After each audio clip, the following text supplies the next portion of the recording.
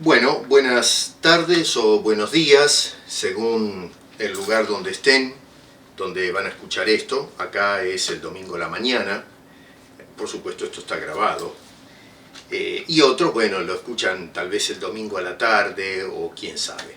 Así que de todas maneras, les mandamos un saludo. Estamos haciendo esto en forma quincenal, una vez aquí en mi estudio y otra vez allá en el edificio, en el santuario. Así que no se extrañen de esto, ¿eh? Y bueno, les mando un abrazo fuerte a todos ustedes.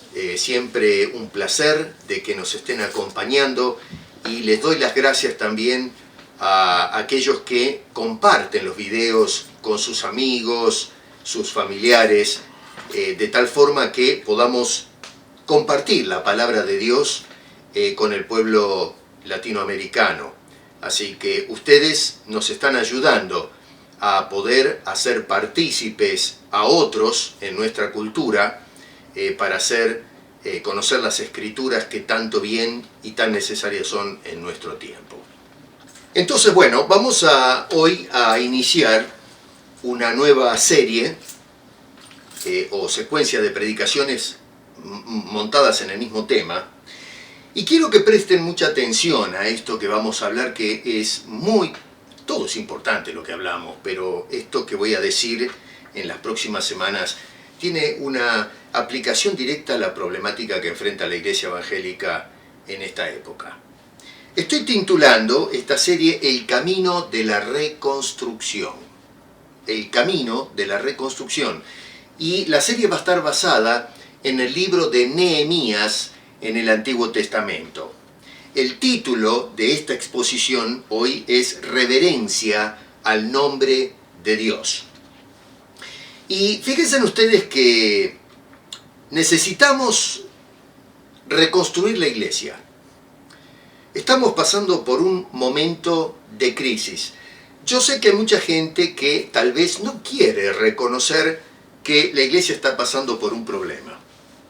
Pero la verdad es cierto que hay congregaciones locales que son fieles a la palabra de Dios, y gracias a Dios por eso, y pastores y misioneros que tienen un amor por las Escrituras, reverencia por el consejo de Dios, y entonces hacen todo lo posible para estudiarla y luego para poder exponerla en la forma en que fue intencionada por la voluntad de Dios. Pero estoy hablando en términos generales, ¿qué es lo que vemos con el movimiento evangélico? Y lamentablemente se ha descarriado. Tenemos un movimiento que es mal llamado neoevangélico porque no existe otro evangelio. Hay un solo evangelio, pero este neoevangelismo, podríamos decirle, está haciendo un daño tremendo. Hoy somos testigos, todos nosotros somos testigos de los destrozos que están haciendo con la iglesia. Tenemos una iglesia saqueada, tenemos una iglesia secuestrada o llevada cautivo por hombres que no tienen amor por las cosas de Dios. Tienen amor por el dinero, tienen amor por el poder de ser la autoridad o el número uno. Tenemos una iglesia completamente abandonada, que está llena de gente, sí, ciertamente se llenan los santuarios, pero es una iglesia que está vacía realmente de servidores, de gente que sea discípulo honesto, sincero de Cristo Jesús, de gente que sea fiel a la palabra de Dios, fiel al Señor Jesucristo, fiel al mensaje del Evangelio, fiel a las doctrinas. No, esas iglesias hoy están ese tipo de iglesia está abandonada. Tenemos una iglesia de muros derribados, que serían las enseñanzas que deberían protegerla del asedio de falsas enseñanzas. A tal punto que hoy día la iglesia ha sido invadida por todo tipo de depredador y de maleante que tiene solamente o persiguen sus propios intereses. Una iglesia que hizo abandono de la doctrina cristiana. ¿Y qué da por resultado esto? Y bueno, tenemos un cristianismo desmantelado. Tenemos hoy, cuando miramos cómo está la iglesia, se trata de un cristianismo ignorante de la palabra de Dios. La citamos, sí, pero no sabemos usarla. Un cristianismo vendido al pecado, porque el error doctrinal nos lleva a conductas que son de cuestionables a incorrectas, según el criterio de la palabra de Dios. Un cristianismo acomodaticio, que le abre la puerta y acepta todo aquello que las Escrituras precisamente censuran. Así que estamos perdiendo la reverencia al nombre de Dios. Esto es algo muy, muy serio. La saga de la reconstrucción del templo, vamos a mirar un poco Nehemías capítulo 1, desde el verso, todo el capítulo 1. Esta etapa de la reconstrucción del templo y de levantar los muros caídos de Jerusalén nos sirven a nosotros como referente, como ejemplo, hablando de los tiempos de Esdras y de Nehemías, ¿no? Vamos a ubicarnos en la etapa histórica correcta. Estoy enfocándome en esa etapa, cuando el pueblo de Israel fue llevado cautivo a Babilonia. Babilonia fue conquistada por los persas, y en esa etapa entonces el pueblo se acomodó, y ahí es donde entra en juego entonces los libros de Esdras y de Nehemías. Y entonces digo que esto nos sirve a nosotros como referente para ponernos hoy a actuar con la misma pasión, con la misma convicción, con el mismo entusiasmo de aquellos hombres, y de alguna forma hoy ser usados por Dios para cambiar el curso anormal en que la iglesia hoy se está movilizando, y comenzar un cambio, ¿no es cierto?, el cambio de la reconstrucción. Volver a levantar la iglesia evangélica como fue intencionada por los reformadores y la gente que realmente nos dejó la doctrina protestante. Si hay un verso acá que pienso yo puede servir como inicio de toda esta serie, especialmente esta predicación, es el verso 11. Dice: te ruego, oh Jehová, esté ahora atento tu oído a la oración de tu siervo y a la oración de tus siervos. Noten, la oración de tu siervo, Nehemías, y la oración de tus siervos. Y ahora agrega esto: que quieren reverenciar tu nombre. Y ahí viene el título de esta exposición. Escucha la oración de tus siervos que quieren reverenciar tu nombre. Vamos a hacer eso entonces, vamos a orar y reverenciar el nombre de Dios y encomendarnos a su Espíritu Santo para que nos dirija a sacar provecho de este capítulo 1 de Nehemías. Señor, te damos gracias por tu palabra y te honramos y bendecimos tu nombre. El mismo Dios que era honrado por el remanente de Israel fiel, te honraba, Señor, y tuvieron que atravesar dificultades tremendas. Ese mismo Dios que se manifestó a ellos y los cuidó, ese es el Dios que nosotros hoy adoramos. Gracias por Jesucristo, a quien le damos gloria y por quien recibimos la salvación. Y te rogamos ahora, Señor, que escuches nuestra súplica. Bendice nuestros corazones a través de tu palabra y aplícala a cada uno de ellos, porque te lo pedimos en el nombre precioso de Cristo Jesús. Amén. Originalmente, los libros de Esdras y Nehemías formaban un volumen, era un solo libro. Tal es así que el capítulo 3, versículo 32 de Nehemías, era el centro de ese volumen, de esos dos libros juntos. Los masoretas fueron los que se encargaron de separar o de ordenar los libros de la Biblia, y ellos fueron los que, otra vez, mantuvieron la unidad de este libro. Los masoretas fueron unos eruditos judíos, ¿no es cierto?, que hasta el siglo VI de nuestra era cristiana procuraron mantener la integridad de las Escrituras y ordenaron la Biblia del Antiguo Testamento como la tenemos hoy la versión hebrea. Y bueno, estos hombres se aseguraron en transmitir, estos masoretas, de forma exacta las Escrituras. La palabra masoreta viene de la palabra masora, que quiere decir, o masorá, que quiere decir tradición. Es en la Edad Media cuando se separan el libro de Esdras y Nehemías. En vez de ser un solo volumen, lo convirtieron en dos. Pero, vuelvo a repetir, relatan la misma etapa histórica. El libro de Esdras, anterior a Nehemías, yo les recomiendo que lo lean, Esdras, Nehemías y Esther, porque todos esos tienen que ver con el gobierno persa, ¿no? Así que les animo a que los lean. Pero bueno, Esdras relata la reconstrucción del templo bajo decreto de Ciro, y eventualmente Artajerjes, que también aparece en el libro de Esdras, cuando el pueblo de Israel intentó reconstruir los muros, se levantó un grupo de personas que fueron enemigos del proyecto y levantaron una teoría conspiracionista que llegó a oídos de Artajerjes, y entonces Artajerjes dijo, basta, acá me paran el asunto. Así que eso quedó paralizado. Cuando entramos al libro de Nehemías, se enfoca entonces en el proyecto de reconstrucción de los muros de la ciudad, el muro de Jerusalén. Y en este caso sí, ya es Artajerjes el que autoriza y le da fondos a Nehemías para que pueda llevar a cabo esa obra. Así que eso es un poquito de detalle o contexto histórico para que tengamos una idea cómo va todo esto. Una pregunta que pienso yo merece atención es ¿por qué decretaron, apoyaron y subvencionaron, es decir, pusieron la plata a este proyecto, unos reyes que eran paganos? Porque no tenía esta gente ningún interés en Dios, en el Dios de los judíos. No tenemos información de que alguno de ellos se haya convertido al judaísmo.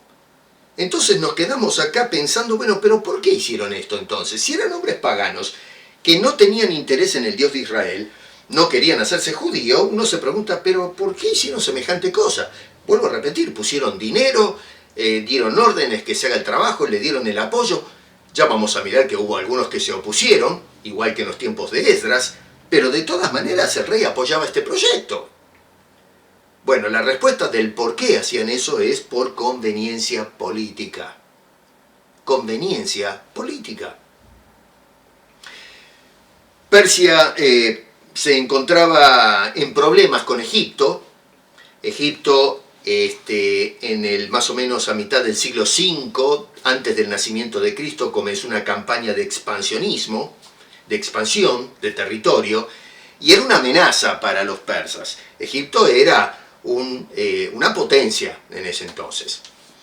Y por el otro lado tenemos a los griegos, que también habían formado una alianza de tipo político-militar que se conoce como la Alianza Délica, o Ática-Délica también se le llama. Y lo empezaron a hacer para, en fin, tratar de... Persia era un monstruo, un imperio, uno de los imperios más vastos de la historia antigua, y Persia era una amenaza. Entonces lo que querían los griegos es tratar de hacer una alianza para protegerse de cualquier, en fin, pretensión de invadir. Y bueno, esta alianza délica, que fue capitaneada por Atena, o los atenienses, formaron este gremio, digamos, de ejército para defenderse cualquier cosa que los persas se quieran meter en la tierra de ellos. Y por el otro lado empezaron también a alimentar ciertas ambiciones de conquista. En el siglo IV se levanta Alejandro el Magno, que eventualmente le va a declarar la guerra a Darío el persa, va a tomar Babilonia, y bueno, después comienza ese imperio extenso de Carlomagno. de Alejandro el Grande. Entonces, bueno, eso es más o menos la razón del por qué estos reyes, en fin, querían estar a buenas con los judíos. En esa situación era bueno tener un aliado. Y entonces Israel, construyendo los muros, esa ciudad fortificada podía ser de alguna forma un freno en caso de que alguna de estas potencias quisieran invadir Persia. Así que un aliado no les venía mal cuando tenían a Egipto y a los griegos como enemigos. Pero lo interesante es que era Dios, en definitiva, no los reyes, sino Dios el que llevaba a cabo la obra. O sea que providencialmente, Dios estaba usando a estos reyes paganos para proteger y para preservar a su pueblo, para llevarlos a la reconstrucción tanto del templo como de la ciudad de Jerusalén, que estaba totalmente en ruina. Y en definitiva, lo que Dios quería hacer era restaurar a Israel física y espiritualmente. No era cuestión de levantar el templo y la ciudad, sino levantar a la nación espiritualmente. Ese era el objetivo de Dios. Así que es una saga de avivamiento espiritual.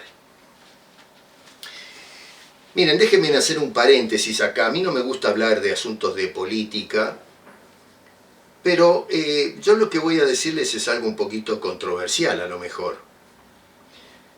Pero hay mucha gente que en los Estados Unidos y aquí en Canadá y en otros países también, que forman parte del cuerpo cristiano, por alguna razón están empezando a moverse hacia ideologías políticas que están a favor de la aborción masiva, que para mí la aborción hoy dejó de ser aborción como la entendíamos antes, y es el asesinato sistémico de niños por asuntos de negocio.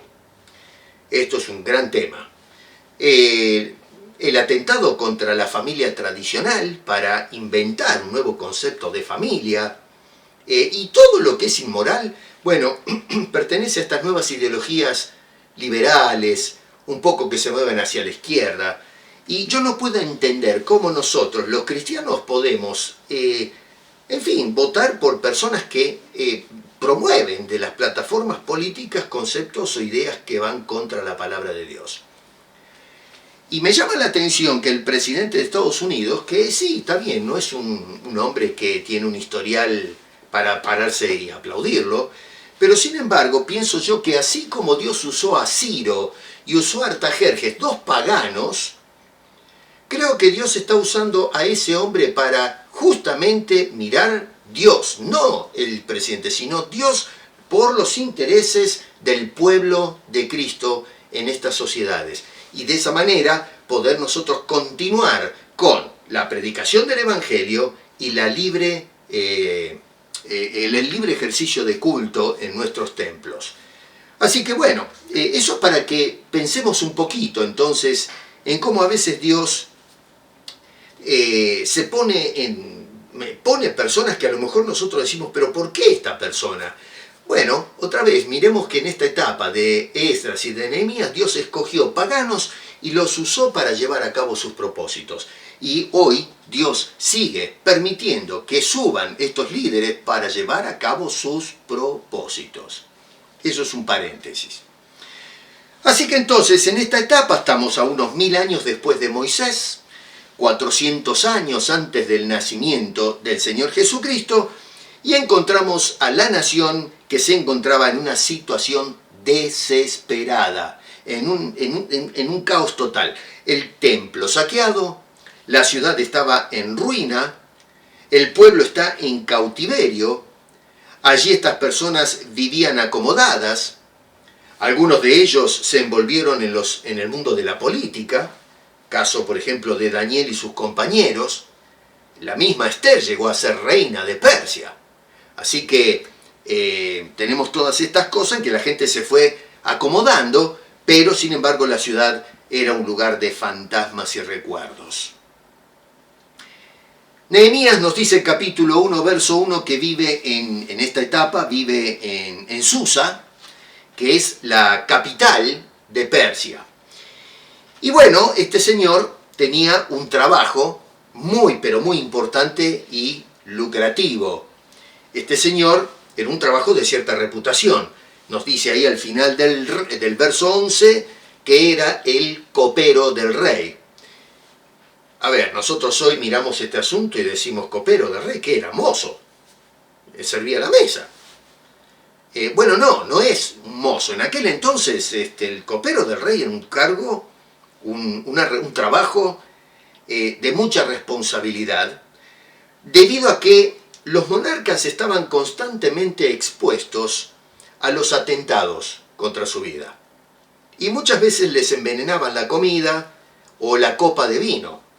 Y entonces tenemos un caso semejante cuando se acuerdan que José fue arrestado y cuando lo metieron preso, ahí estaban presos también el jefe de panaderos del faraón y el de los coperos. Así que esto era algo que se utilizaba justamente para que estas personas de suma confianza pudiesen velar por la salud del monarca. Así que el copero era una persona de mucha confianza, de mucha cercanía, y era tal la relación que se establecía entre copero y monarca que muchas veces los reyes consultaban con los coperos, eran también a veces un consejero. Así que Nehemías era una persona apreciada que tenía un puesto muy importante en la corona real. O sea que, a ver, Nehemías vivía en una cultura pagana, trabajando para los gobernantes paganos, vivía en una sociedad paganizada y sin embargo lo que llama la atención es que a pesar de estar insertados en una sociedad pagana y de cultura pagana y trabajando para un rey pagano, este hombre en cuanto a su corazón y sus intereses más supremos estaban en Jerusalén y en el Rey y Señor, que según él es el Dios de los cielos, en el versículo 5. Noten que dice, te ruego, oh Jehová, Dios de los cielos. Ahí es donde estaba puesto su corazón. No estaba puesto en el mundo, en el corazón, en el Señor, en el Dios de los cielos y en la ciudad de Israel. Déjame preguntarte una cosa, hermano, hoy. ¿Dónde está tu corazón? ¿Dónde está tu corazón? Nosotros, igual que Nehemías, en la actualidad, vivimos en un mundo pagano. Trabajamos a lo mejor en corporaciones paganas, que no tienen los intereses de Dios en mente, o del pueblo de Cristo. No, simplemente son capitalistas que quieren hacer dinero, de adquirir poder. Estamos insertados en sociedades paganas que no tienen como meta la gloria de Dios, sino su propia gloria. Estamos insertados acá en una cultura paganizada, pero aunque estamos allí, la pregunta es, ¿dónde está realmente el corazón de cada creyente? ¿Dónde está el corazón de la iglesia? El Señor Jesucristo, cuando enseñaba el Sermón del Monte, decía en el capítulo 6, verso 21, porque donde está vuestro tesoro, allí estará también vuestro corazón. Si nuestro corazón está en el mundo pagano, bueno, nuestro corazón va a ser un corazón paganizado. Y si nuestro tesoro está en el cielo, en las cosas de arriba, bueno, nuestro corazón va a palpitar, ¿no es cierto?, las cosas de arriba. Por eso es acertado lo que dice el Señor Jesucristo. Nehemías entonces tenía una ocupación y una responsabilidad en una sociedad pagana, pero no lo distrajeron de las cosas de Dios. Era un hombre que estaba perfectamente sintonizado con su Dios. Le llegan las noticias a Nehemías de la condición de la nación. En el verso 3, por ejemplo, del capítulo 1, dice que están en gran mal y afrenta, y el muro de Jerusalén derribado y sus puertas quemadas a fuego. Una ciudad sin muro era una ciudad que estaba completamente desprotegida, era una ciudad vulnerable, expuesta, no tenía defensa o protección de ningún tipo. Y así es como se encontraba Jerusalén. Bueno, el camino de la reconstrucción de esa ruina no hay que mirarlo nomás. No es un asunto de que el camino de la restauración es, bueno, hablamos del camino de la restauración, hablamos del camino de la reconstrucción, lo miramos de lejos. No, el camino de la reconstrucción tiene que ser transitado paso a paso. Tenemos que meternos en el asunto, dando los pasos debidos para la reconstrucción. Nosotros hoy tenemos una iglesia devastada y tenemos que reconstruir otra vez esa iglesia para que sea un testigo de Cristo en lo poco que queda de tiempo a este mundo. ¿Cómo da esos pasos Nehemías? ¿Cómo se encamina este hombre? Muchos identifican a Nehemías como un líder. Si queremos hablar de liderazgo, usualmente se van al libro de Nehemías. Y bueno, nosotros hoy lo consideramos el líder del Antiguo Testamento. Tal vez Moisés también entra en esa cuadra, Samuel. Pero Nehemías, en esta etapa que fue el que dirigió toda la construcción, él es el líder. Entonces lo miramos y lo estudiamos como líder. Si queremos un manual de liderazgo, estudiamos a Nehemías. En Persia lo identificaban a este hombre como un simple copero, un hombre de confianza del rey. Pero, atenti, porque nosotros que lo consideramos un líder, en Persia lo consideraban copero y de confianza del rey, pero sin embargo Nehemías se identifica a sí mismo delante de Dios como un mero siervo. Noten en el verso 6 que dice: esté ahora atento tu oído y abierto tus ojos para oír la oración de tu siervo. Versículo 11: te ruego, oh Jehová, esté ahora atento tu oído a la oración de tu siervo. Miren qué cosa más linda, cómo este hombre se considera a sí mismo. Se considera un siervo de Dios. Lo que necesita el pueblo de Dios en la actualidad, hermanos queridos, son siervos como Nehemías. Y digo esto porque hoy usualmente hablamos de que la iglesia lo que necesita son líderes. Necesitamos líderes en la iglesia. Necesitamos gente que se levante y dirija al pueblo de Cristo. Y hablamos de liderazgo. Vuelvo a repetir, se dan cursos de liderazgo, seminarios acerca del liderazgo, se han escrito libros acerca del liderazgo. Tenemos pastores y apóstoles que les encanta liderar a la grey de Cristo. Pero el problema es que tenemos el foco dado vuelta. La iglesia no necesita líderes, no nos equivoquemos. Lo que la iglesia de hoy necesita son siervos, no líderes, siervos. De líderes estamos atestados, hay un montón de gente hoy que se ha levantado como líderes y miren a dónde nos han traído, nos están dirigiendo mal, son falsos líderes, líderes que no sirven para nada, líderes que no son dirigidos por nuestro líder que es Jesucristo, nuestro capitán, nuestro Señor. No, ellos quieren que los sigamos a estos fantocheros, estos mentirosos, estos farsantes. Esos son los líderes. Y justamente por seguir esa filosofía de trabajo, miren dónde está la iglesia, está hecho un desastre. Tenemos que reconstruirla, pero necesitamos que se levanten siervos como Nehemías, siervos. Y tienen que ser siervos que, como dice el verso 11, desean reverenciar su nombre. Es decir, el nombre de Dios, no el nombre del siervo. Siervos que quieran reverenciar su nombre. En cambio, los líderes que se levantan hoy buscan que los reverencien a ellos, que los adulen, los aplaudan. Los siervos verdaderos de Cristo buscan reverenciar a Dios, reverenciar a su Señor, a nuestro bendito Salvador. La palabra acá, reverenciar, la palabra yarei, significa tener temor. Así que entonces lo que se necesitan son siervos que tengan temor de Dios. Cuando nosotros tenemos siervos verdaderos, Dios los hace líderes, porque se convierten en ejemplo de servicio, y entonces la gente sigue a ese siervo.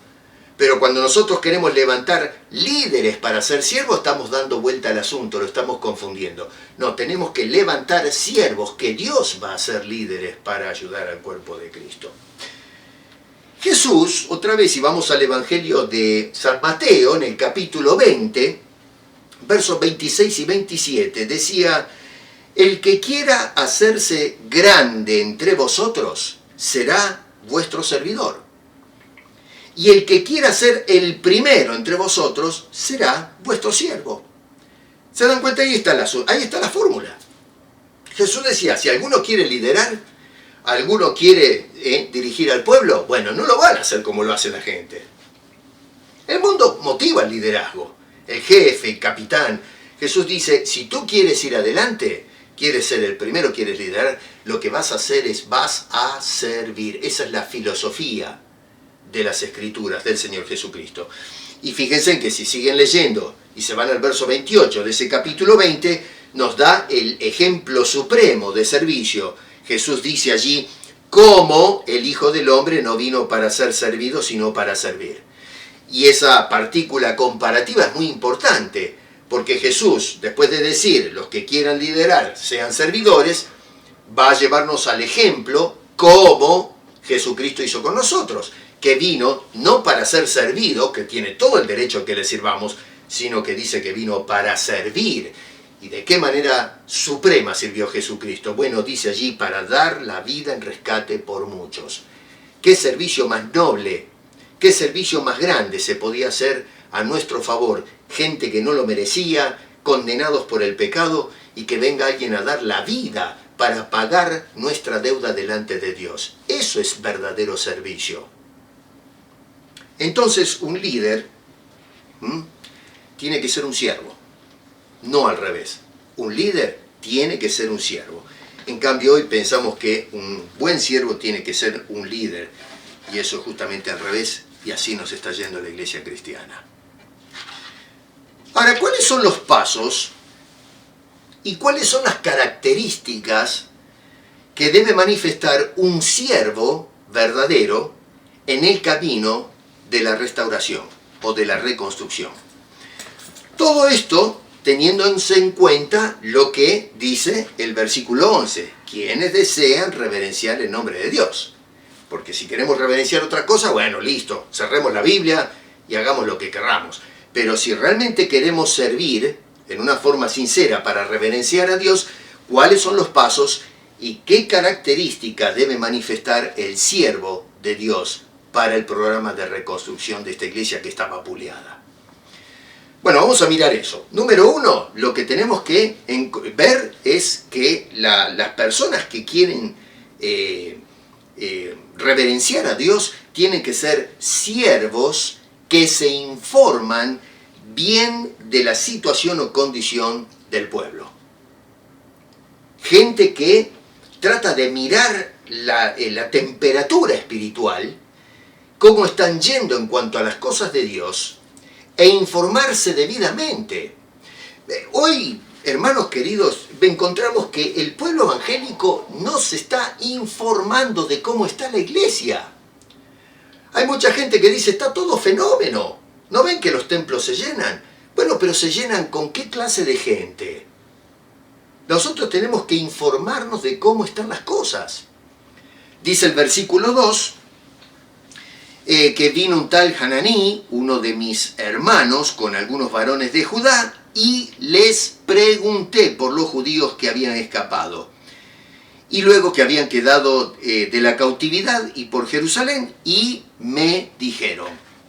Así que, noten qué interesante, dice, les pregunté, así que llegaron estas personas, se sentaron en la mesa, se pusieron a conversar, se tomaron un café, un té, un mate, qué sé yo, lo que la gente tomaba en aquel entonces, y charla va, charla viene. Lo que hizo Nehemías es aprovechar el tiempo para agarrar información.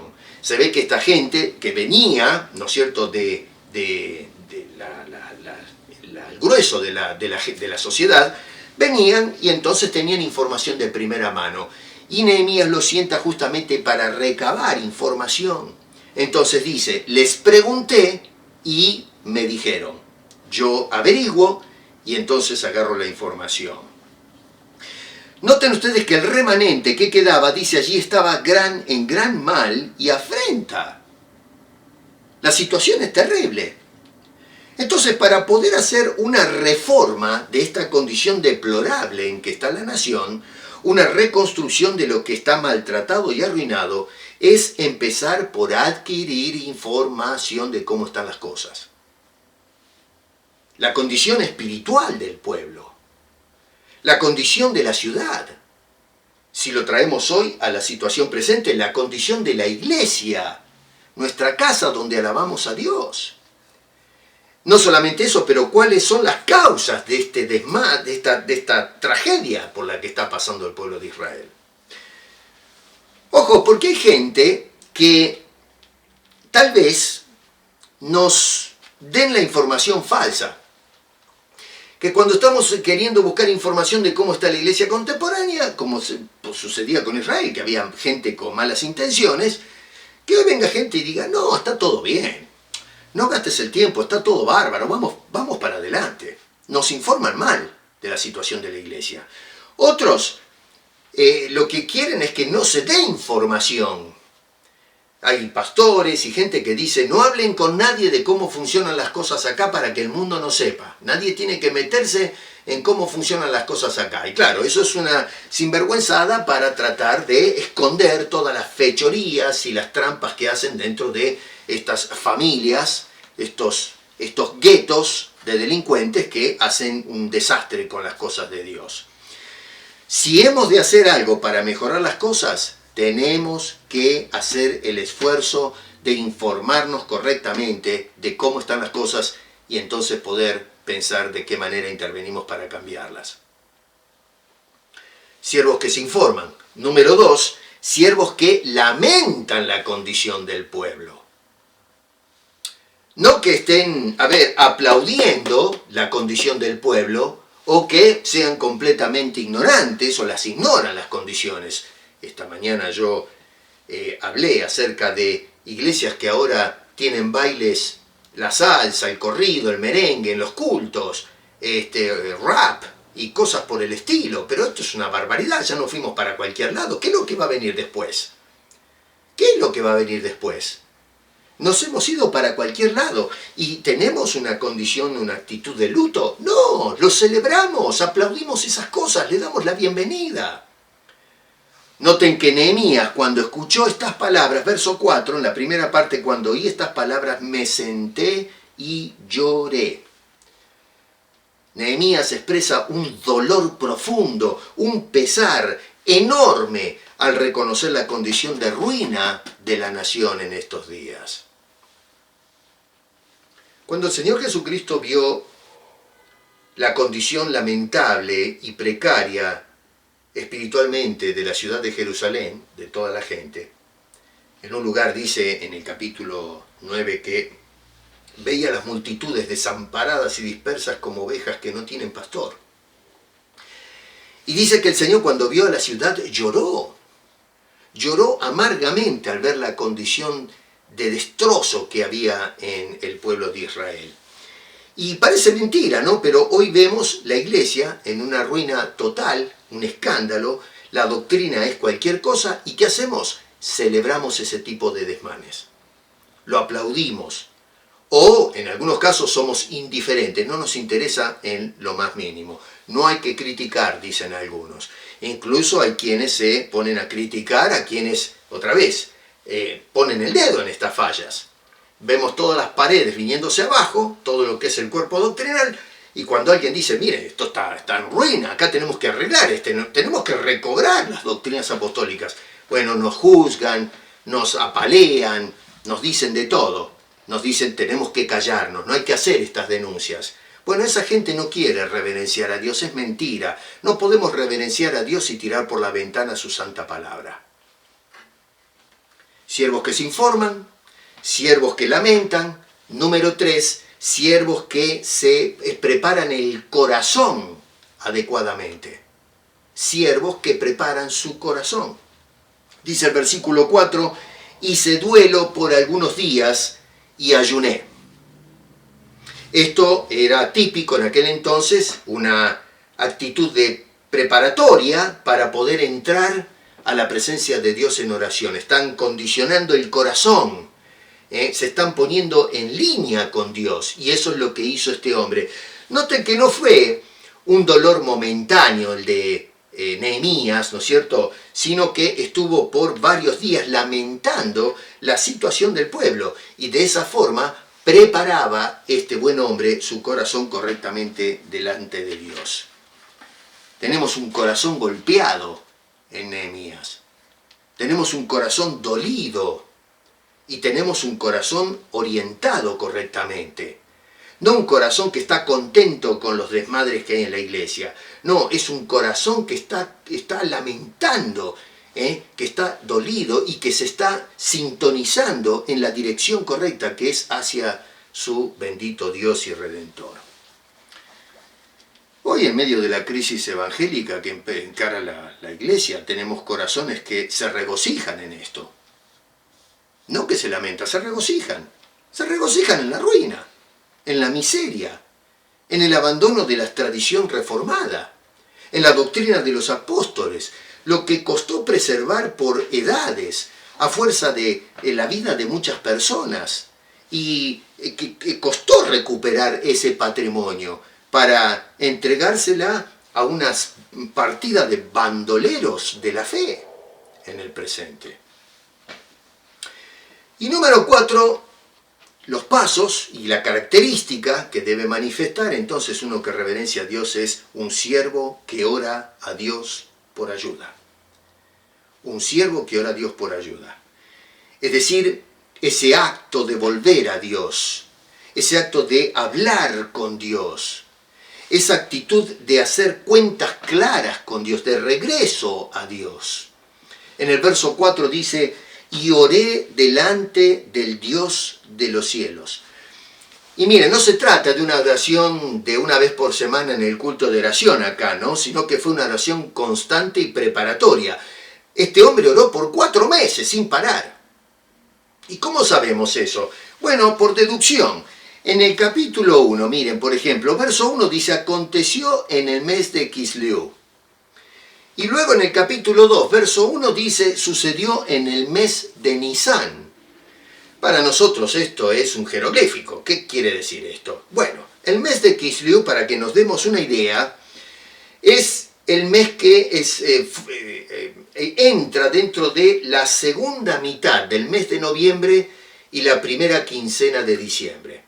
Eso es el mes de Kisleú para los hebreos.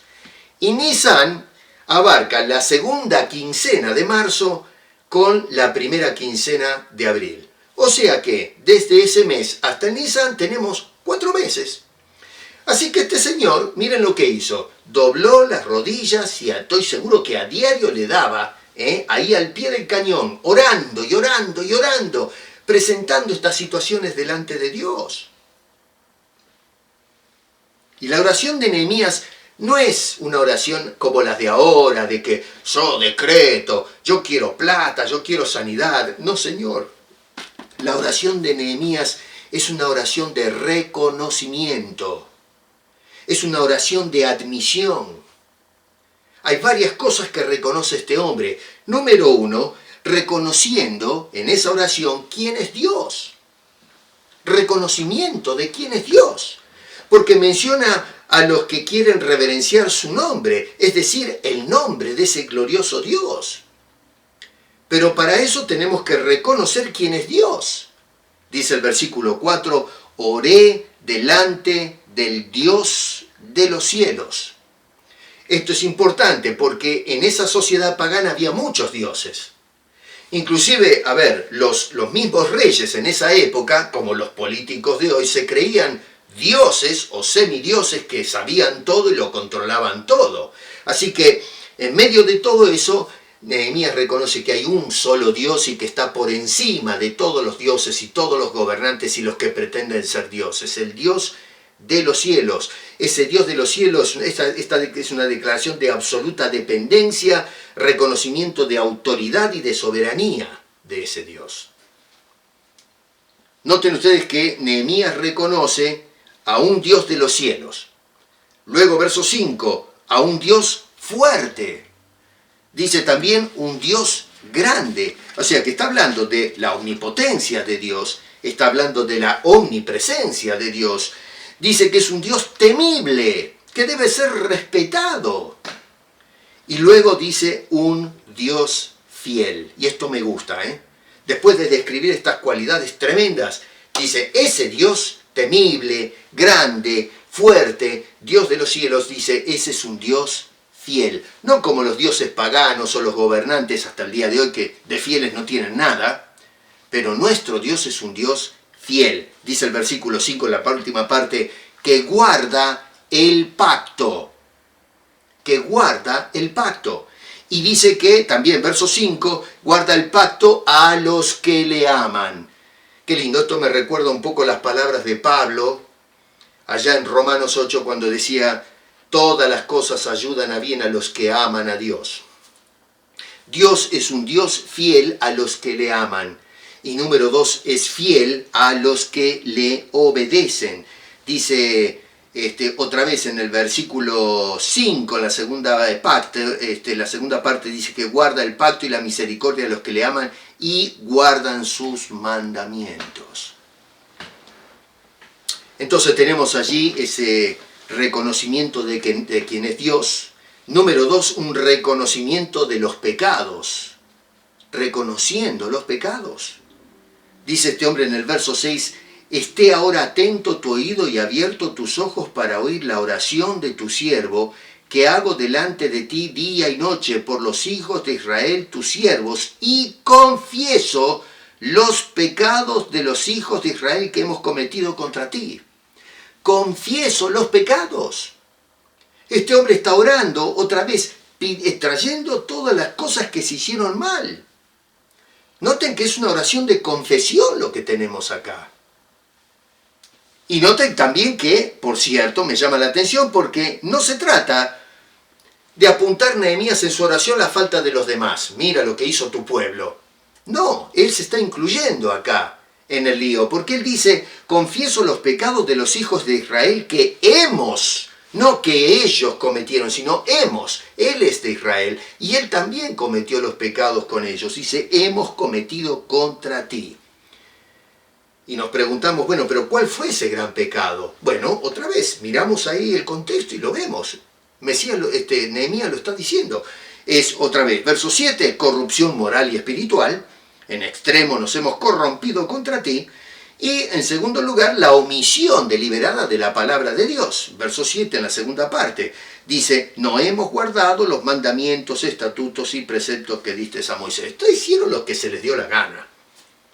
Así que fueron personas corrompidas espiritualmente y desobedientes de la palabra de Dios. Reconocimiento de los pecados. Reconocimiento de las advertencias. Porque a veces hablamos mucho del Antiguo Testamento, pero ojo, hay advertencias que nos da la palabra de Dios.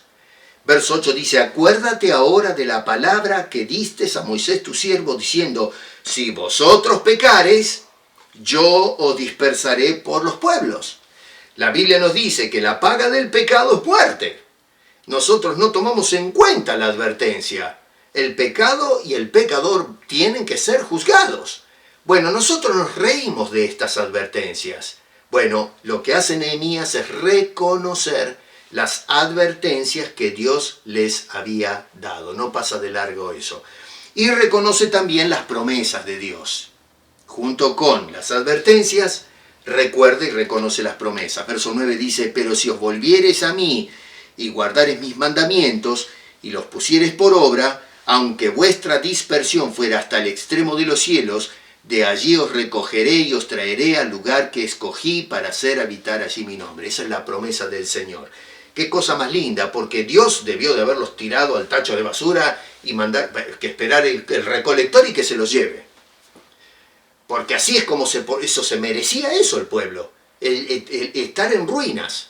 Pero sin embargo Dios dice, si ustedes regresan, se comportan como corresponde, dice, y miren qué lindo, dice, los recogeré. Dios es el que toma la iniciativa. Los recogeré y los traeré otra vez.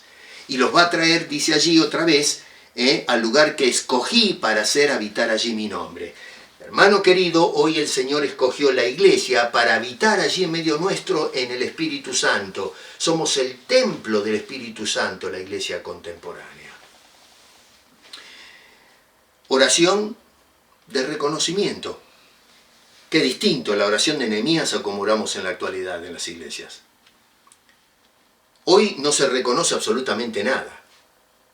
Hoy simplemente se va en una dirección de absoluto abandono, de irresponsabilidad espiritual, de complacencia, de impunidad moral, de ruina, como estaba la nación en los días de Nehemías y de Esther, de Esdras, digo, y de Nehemías.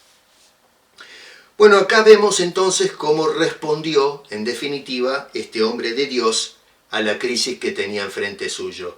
Tenemos un modelo y un ejemplo a seguir en el presente. Este hombre dice en el verso 6, está atento, o esté atento tu oído, y otra vez en el verso 11 dice, esté ahora atento tu oído. ¿Y qué pide este hombre en su oración? Cuando pide la atención de Dios, ¿qué pide? ¿Prosperidad económica? ¿Le pide que, qué sé yo, un mejor salario? ¿Un mejor puesto de trabajo? ¿Sanidad? Como copero del rey, tener, no sé, qué sé yo, algunos privilegios extras? No, Señor, dice en el versículo 11 que este hombre pide, número 1, éxito. Se va a lanzar este hombre en la tarea de reconstrucción. Dame éxito, prospera lo que voy a hacer. No que yo prospere, sino que Dios prospere esa obra. Dame el éxito en esto. Y número 2, gracia. Es decir, que pueda lograr influenciar en las personas a quienes les va a pedir algún tipo de asistencia para llevar a cabo la obra de reconstrucción. En conclusión, hermanos queridos, a ver, igual que en los días de Nehemías y de Esdras, la iglesia evangélica hoy ha sido puesta en ruinas. No te enorgullezcas de la iglesia evangélica, es un desastre. Es una vergüenza lo que hemos hecho con la iglesia. Nos hemos quedado de brazos cruzados viendo cómo los delincuentes, los maleantes se metieron adentro de la iglesia. Y están robando, están saqueando, están haciendo cualquier cosa. Hoy tenemos chacales y delincuentes merodeando los púlpitos, las salas de escuela dominical, que llenan las congregaciones de mentiras y de falsas promesas. Los vemos mentir todo el tiempo y la gente aplaude eso. Hemos abandonado la gran comisión que nos dejó el Señor Jesucristo para comisionarnos nosotros mismos a ensalzar y a adular a estos delincuentes. Necesitamos una reconstrucción. No podemos quedarnos quietos, no puede seguir así esto. La iglesia está en problemas. Nosotros estamos en problemas. Necesitamos ponernos las pilas y reconstruir. Es decir, volver a edificar con bases firmes, bases apostólicas, las bases de la reforma. De lo contrario, seguiremos perdiendo nuestra presencia en este mundo como testigos del Señor Jesucristo. Es de vital importancia entonces iniciar el camino de la reconstrucción, aquellos que quieren reverenciar el nombre del Dios de los cielos. ¿Qué tal si empezamos a despertarnos, nos arremangamos y empezamos a hacer estos pasos que hizo Nehemías para entonces prepararnos debidamente y comenzar la gran tarea de reconstrucción? Vamos a orar. Padre, gracias por habernos hecho partícipes del pueblo de Dios. Pero nos hemos quedado dormidos. La iglesia evangélica o la iglesia, tu iglesia, a fin de cuentas tu iglesia, Señor, ha sido invadida, desbordada por gente que en otra época no hubiese sido imposible que se metan dentro de la iglesia. Y sin embargo hoy no solamente le abrimos las puertas, sino que les entregamos los púlpitos y aún les damos la bienvenida a estas personas. Son líderes, pero líderes macabros, líderes que lo único que piensan es en sus propios intereses, no los intereses del cielo. Y lamentablemente el cristianismo se fue acomodando a la cultura del mundo, a la sociedad, Trabajamos, nos dedicamos a las cosas de todos los días y no tenemos el corazón puesto en el lugar que debe estar, que es en tu persona, Señor, y en las cosas del cielo. Ayúdanos a nosotros los que queremos reverenciar tu nombre y que podamos hacer algo. Úsanos, por favor, danos el éxito y la gracia para poder reconstruir la iglesia que tú dejaste, que nos dejaste para que cuidáramos, la palabra de Dios que nos confiaste para que prediquemos con fidelidad y que hoy francamente se está haciendo un desastre. Así que, Señor, en esta nueva serie te rogamos que nos ayudes a aprender lecciones que nos desafíen a ser verdaderos siervos de Cristo Jesús, porque te lo pedimos en el nombre de nuestro bendito Salvador, Cristo Jesús. Amén.